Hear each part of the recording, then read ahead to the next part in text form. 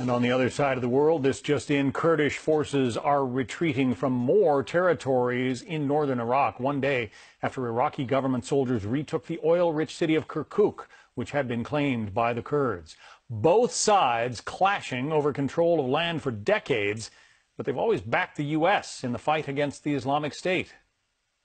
We don't like the fact that they're clashing. We're not taking sides, but we don't like the fact that they're clashing. We've had for many years very good relationship with the Kurds, as you know, and we've also been on the side of Iraq. Even though we should have never been in there in the first place, we should never have been there, but we're not taking sides in that battle. Joining us now, Mark Dubowitz, CEO of the Foundation for Defense of Democracies. This administration is kind of in a box. The Kurds have always been allies of the United States, but always part of Iraq. Now they want to separate from Iraq, and the administration is left to figure out who to back. It's decided to back nobody at this point. Yeah, John, I think it's a mistake, actually. I mean, I think what's happening right now, we have to understand that this is not about Arabs and Kurds. What this is about is the Islamic Republic of Iran's Revolutionary Guard Corps, the IRGC, versus America. This is about the head of their Quds force, Qasem Soleimani, versus General Mattis. And this is about the supreme leader of Iran, Ali Khamenei, versus Donald Trump. This is about Iran on the offensive in the region against one of our closest allies that's fed and bled beside us in battling ISIS. And America needs to be no better friend, no worse enemy. So Iranian forces are participating in this battle against the Kurds? Absolutely. This battle has been orchestrated by Qasem Soleimani, who's the head of the Iranian Revolutionary Guard Quds Force. He is a notorious character. He's somebody who has led the Iranian offensive in the Middle East, and he's working very closely with the Iraqi security forces and these popular mobilization forces, which are these Shiite militias, in order to lead this offensive against pro-American secular Kurds who, as I said, have fought with us against ISIS and have been one of our closest allies. So the Iranians have joined forces with the Iraqi army to defeat the Islamic State. Now that that is largely accomplished within Iraq, they're turning their attention on the Kurds? They're turning their attention to the Kurds. And this is Qasem Soleimani's response to Donald Trump's speech on Friday on Iran. I mean, what he's effectively trying to do is kill Donald Trump's Iran policy before it even takes off. On Friday, the president was very bold in saying that we're going to announce a policy using all instruments of national power to neutralize and roll back Iranian aggression in the region and target it globally. This is Qasem Soleimani and the Supreme Leader's response to Donald Trump on Monday, which is to back an aggression and an offensive against pro-American Kurds, take more territory and expand their territorial ambitions in the Middle East.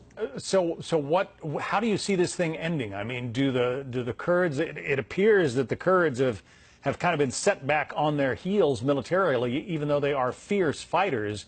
If the Iraqi government wins here, do the Kurds wind up under some kind of, Iranian occupation? Well, it may be the end of their Kurdistan, and maybe the end of not only their dreams, but this autonomous territory that they've carved out for themselves.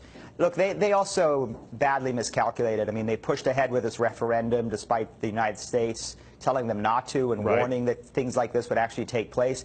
But you know what? That's water under the bridge. It's happened. We've got to move on, and the United States has got to establish credible deterrence, and we've got to send a credible threat to the Iranians and others that we will not allow our ally, the Kurds, who have fought with us, to be defeated. And again, we cannot have a policy to neutralize Iranian aggression on Friday and then be complicit in Iranian aggression on Monday. So the president has decertified the Iran deal. He said again yesterday that he would consider completely wiping it off the table to the extent possible.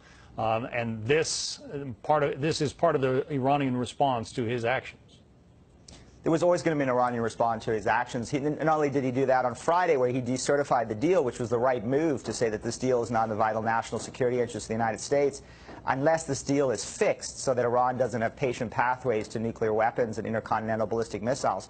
But he also rolled out this very comprehensive policy, and he designated the Revolutionary Guards as a terrorist organization. Well, on Monday now, the Revolutionary Guards are showing once again why they're a terrorist organization and why they're such a significant threat to the national security of the United States and our allies. And we have to, again, send a message of clear deterrence that we're not going to allow the Revolutionary Guards, Qasem Soleimani, and these Shiite militias to continue their revolutionary ambitions and their aggression against U.S. allies. Again, we've got to be no better friend, no worse enemy. So if you were advising the administration, what would you tell them to do? How should they respond? Well, the first step, listen, is de-escalation. The second step is the Iranians are always going to take advantage of any kind of disunity. That's their MO. That's what they're going to exploit. We've got to try and unite the Kurds, who are right now divided. The Iranians are very successfully exploiting divisions within the Kurdish community. And third is we've got to send a message of American military deterrence, that we're not going to allow this to occur. We're not going to allow the Iranians now to move with the Iraqis and Shiite militias into Erbil, which is the center of this Kurdish autonomous region and a very important city of the Kurds. They've lost their historic homeland in Kirkuk, but we cannot allow the Kurds to lose Erbil as well. That would be a major blow for U.S.